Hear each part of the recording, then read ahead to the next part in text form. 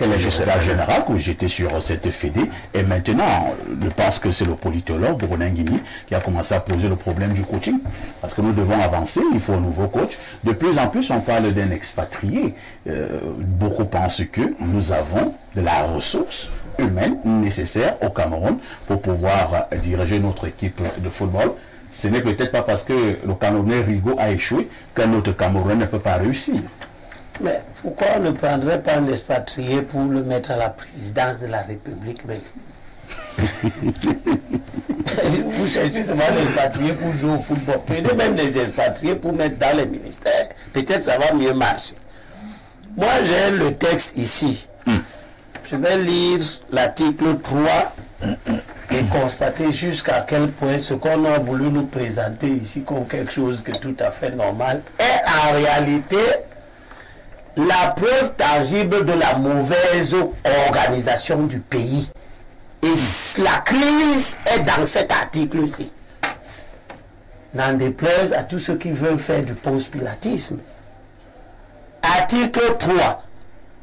La gestion administrative, sportive et technique des sélections nationales de football relève de la compétence de la Fédération camerounaise de football, si après dénommée FECAFOOT.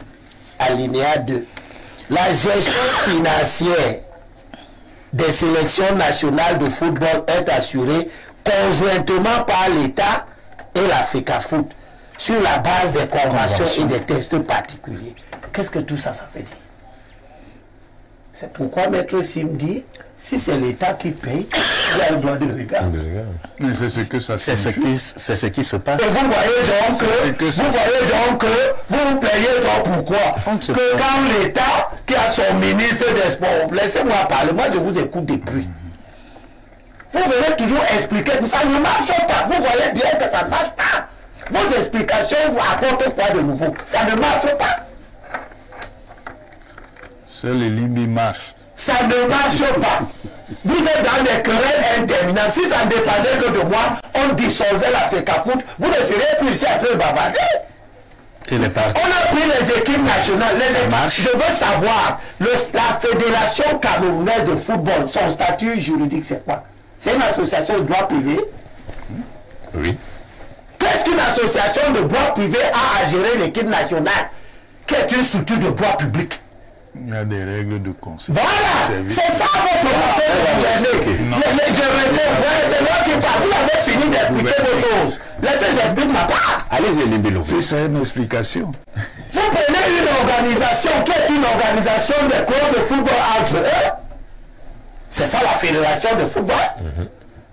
Pour lui confier quelque chose qui appartient à la nation. L'équipe nationale appartient à la nation. C'est ça que vous avez fait. Vous dites que la gestion sportive, administrative, appartient à la fédération. C'est normal. Qui est une organisation privée.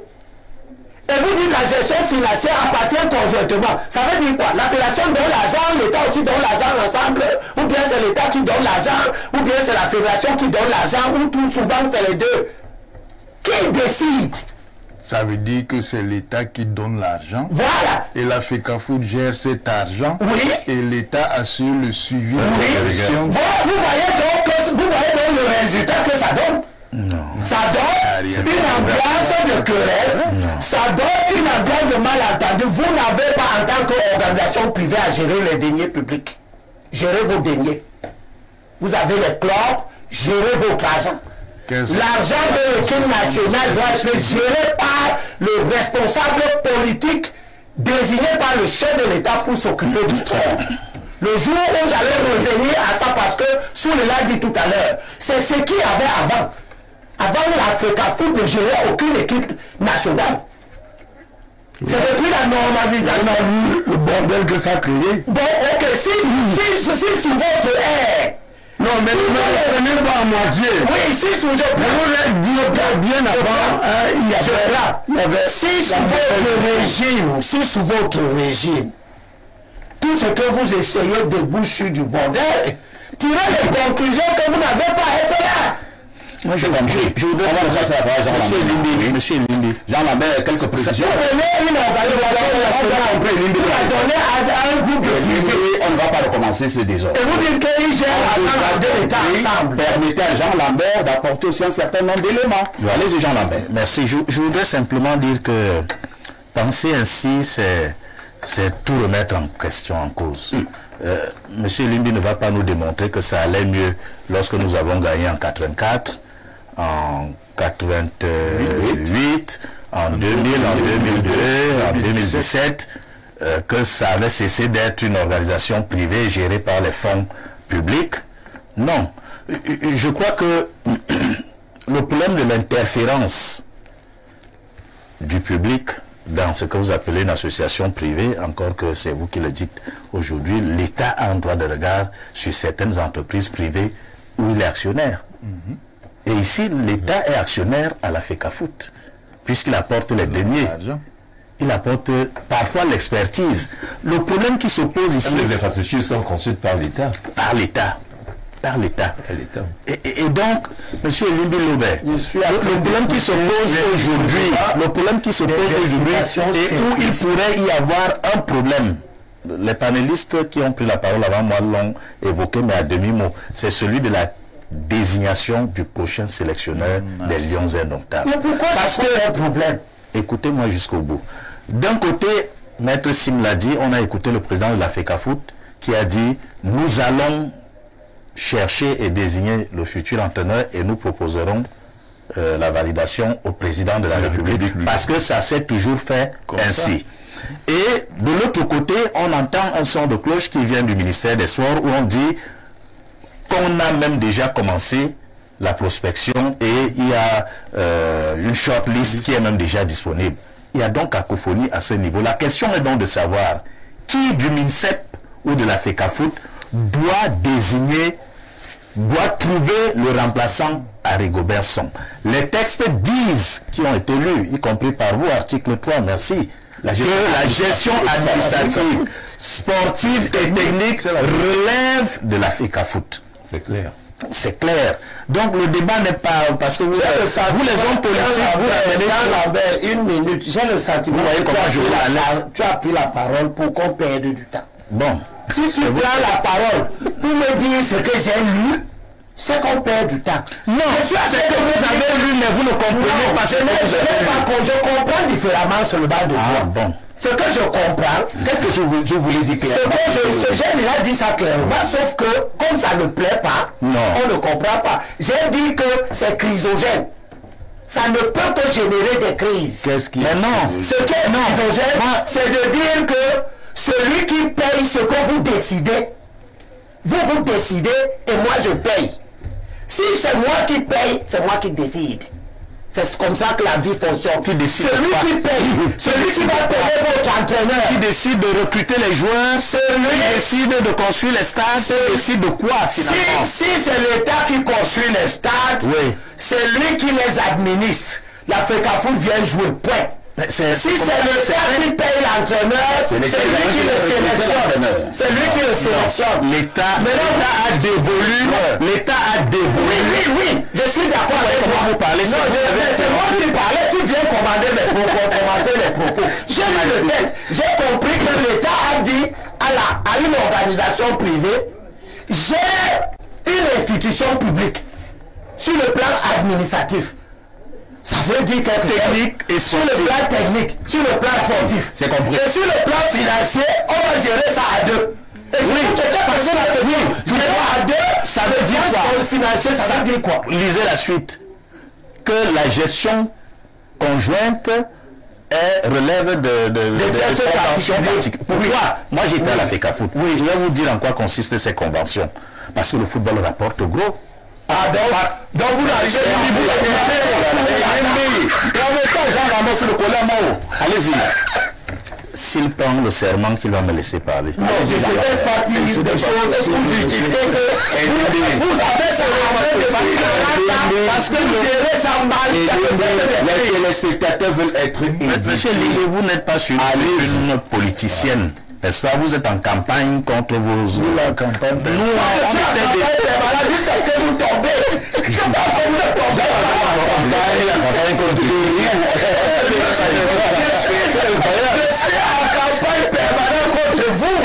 allez-y dans la mer. Le football rapporte au gros. Oui. Toutes nos participations à ces événements internationaux nous rapportent du blé, de l'oseille. Oui, qui gère ça quand ça revient? Cet argent va dans le compte de la FECAFOOT parce qu'au plan international, on ne reconnaît pas les ministères. Et donc c'est la FECAFOOT qui est reconnue par la CAF, par la FIFA, par le Comité international olympique, par toutes les organisations qui ont un rapport avec le football. C'est la FECAFOOT. Et donc comme l'État dépense ces conventions, je connais une convention qui disait que 45% de ce que l'État dépense doit être reversé en cas de victoire. Donc c'est une gestion conjointe. Si l'État a mis 1 milliard et que vous avez gagné 2 milliards, vous rétrocédez 60% des recettes que vous avez acquises à l'État après avoir payé les joueurs, après avoir payé les primes, après avoir payé les sélectionneurs et consorts. Donc c'est une gestion conjointe. Parce que le football, je veux bien. Maintenant, ce que nous pouvons dire, c'est que le football peut s'autogérer. Et ça, l'homme politique ne l'acceptera jamais. Parce que si le football s'autogère, le volleyball s'autogère même déjà, a fortiori du football. Le football peut s'autogérer et cette contingence politique être mise de côté. Or, le football, c'est une marmite bouillante où l'homme politique comme vous peut aller puiser pour des raisons. Sauf que l'homme politique, le moment est en prison à cause de la fédération. C'est les gens qui ne sont pas des hommes politiques qui sont en prison. Vous n'avez pas la parole. Nous avons un problème crucial. Tout à l'heure, beaucoup sur ce plateau l'ont relevé. Je reviens sur cet aspect. La désignation du futur coach des Lions Indomptables du Cameroun. Pour l'instant, ne faisons pas dans la fine bouche. Et il y a un combat, mettez les guillemets, entre le MINSEP et la FECAFOOT. Qui doit désigner le nouveau coach des Lions Indomptables? Je vais avant tout dire une chose. Oui, c'est l'État qui paye, monsieur Limbi. Mais c'est l'État aussi, à travers un décret, qui organise la gestion des sélections nationales. Pourquoi vous pensez que l'État qui paye, il doit décider, n'est-ce pas? Et s'il décide, à travers la mise sur pied, à travers un décret qui confie la gestion administrative, technique et sportive à la FECAFOOT, il n'y a pas une contradiction. Il s'agit simplement d'un problème de discipline et du respect des règles, du respect des textes, au-delà des émotions, comme les vôtres et celles des autres partis. Ce n'est pas une histoire d'émotion. Restons froids. Et puis je voudrais dire, quand vous convoquez, et vous l'avez bien lu, n'est-ce pas, le décret de 2014, c'est lui peut-être qui a aujourd'hui l'année du sacrifice et tout. Parce qu'à un moment donné, aujourd'hui, on fait comme si ce décret n'a pas existé. On fait comme si et tout emportera. Est-ce qu'à un moment donné également, je vous relance, si le texte fait déjà défaut, c'est probablement parce que je dis si. Le texte c'est probablement parce que les résultats qui étaient attendus ne suivent pas et l'État pense justement qu'il peut reprendre les choses en main pour remettre le train sur le rail. La République a dit dans son discours, le président a dit, il a donné des consignes fermes au gouvernement et plus précisément au ministre des Sports. Le président il n'a même pas parlé, il n'a pas respecté son décret. Quelle est la nature des consignes? S'il vous plaît, oui, est-ce que dans les consignes, alors dans les instructions du président, il a été dit qu'il faut violer d'aller couper les têtes, n'est-ce pas, le décret de 2014? Non. Président ne dira jamais. Attendez, c'est pour ça justement, c'est-à-dire que vous savez, la plupart des membres du gouvernement... Subitement, ne contexte les instructions du président. Donc, le président Biya... C'est le président lui-même qui a parlé. Non, c'est lui-même qui a parlé. Ah non, il l'a dit. Il ne l'a pas. C'est ça l'attente du peu bien dit. Il a posé son plan, vous faites ça. Non, c'est Il faut me parler quand même. Tu parles bien, tu parles de prix. Tu parles de prix. Si tu prends 40 minutes à toi seul pour parler, pour qu'on écoute ce que tu as déjà dit. Si sur les plans 40, c'est sur les vases, ne décourage pas. Sur les chutes, non, ne te décourage pas. Personne civilisée. Et je pense qu'à un moment donné, il faut contenir ses émotions. On n'est pas à la querelle, on n'est pas à l'église. Non, laissez-moi parler. Monsieur Elie a un problème, il n'écoute pas les autres. Et du coup, il revient. Je ne fais que vous écouter, je ne vois pas encore nous progressons. N'est-ce pas? Je vous dis, par ça ici, nous qui observons, avons observé Jean Lambert avec, n'est-ce pas, le MINSEP depuis plusieurs années n'a pas brillé, ni par l'efficacité, ni par l'exemplarité dans la gestion des sélections nationales. Et d'entrée de jeu, je vous ai dit ce que ça posait. Aujourd'hui, ce passage, ce coup de force que le MINSEP tente, c'est du terrorisme. Ça va ramener c'est le président qui a donné des conseils fermes.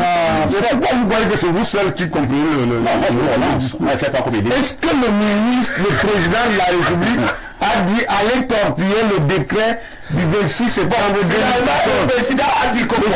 Qu'est-ce qu'il a dit?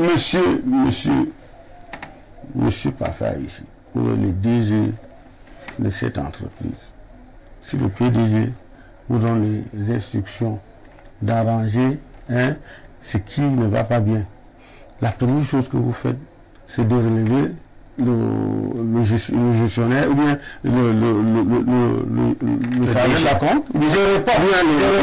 La première chose que vous faites, je réponds. Et si vous je réponds. Il a dit monsieur ici. Est-ce que le PDG, parce que le PDG vous a dit que ça ne va pas, n'est-ce pas? Vous allez, la première chose à faire, c'est de couper les têtes. Et quand vous coupez une tête, comment vous faites, n'est-ce pas, pour chasser le service, le comptable, sans toutefois vous référer au PDG qui l'a nommé? N'est-ce pas? J'ai un problème. Donc, je vais poser une question. Donc, je voudrais dire que monsieur Paffa, ensuite, je suis d'accord. Vous savez que moi, je suis souvent très critique contre Samuel Eto'o. Mais je refuse qu'on revienne à l'Antiquité. Je refuse l'empirisme. Le problème, c'est que les résultats ne suivent pas. C'est une chose est des résultats, l'autre chose est des textes. La gouvernance, ce n'est pas parce que les résultats ne suivent pas. Est-ce qu'il ne faut pas prendre des mesures appropriées, des mesures fortes? Monsieur Aïzi, les mesures appropriées, c'est quoi? C'est qu'on peut... On a débattu son nom. Mais je voudrais dire quand même que la nationalisation du banc de touche ne veut pas dire seulement ça. C'est-à-dire qu'on peut trouver d'autres compétences qui existent. Est-ce que le président lui-même a dit qu'il cherchait un autre entraîneur, mais qui serait certainement un expatrié? Ça, je ne lis pas. Je lis la campagne, il disait que l'un de ses objectifs était la nationalité, le banc de touche. Ça doit être une des résolutions de la fameuse réunion du Premier ministère. Donc on a imposé cela à monsieur Eto'o. Cela peut l'être. Et je voudrais dire, quand le président dit qu'il a donné des instructions, nous qui étions à Abidjan, on sait qu'il y a eu du désordre, de l'indiscipline. Il n'y a pas eu seulement le problème de son à régler. C'est vrai que nous n'avons pas Jean Lambert à l'antenne. C'est pas grave, on reconnaît ma voix. L'équipe est indisciplinée. Qui est la cause des indisciplines? Il fallait trouver la cause de l'indiscipline. Qui crée le désordre? Il faut endiguer le désordre en équipe nationale. Il n'y a pas que le problème du sélectionneur. Et puis, les gens seraient en contradiction de dire il faut, professeur Onangini l'a dit, il faut un entraîneur national. Mais il est plus facile de critiquer un entraîneur camerounais qu'un entraîneur étranger. Rigobert Song est à peine à sa deuxième année que déjà on veut l'envoyer à la potence. Or, on dit si Cissé a remporté 10 ans après la CAN, c'est parce qu'il est resté longtemps au poste. Mais Rigobert Song, il est condamné tout de suite. On ne lui laisse pas les 10 années qu'on aurait laissé à Cissé pour amener la Coupe d'Afrique au Sénégal. Donc, on est nous-mêmes face à nos contradictions. Oui, on est face à nos contradictions.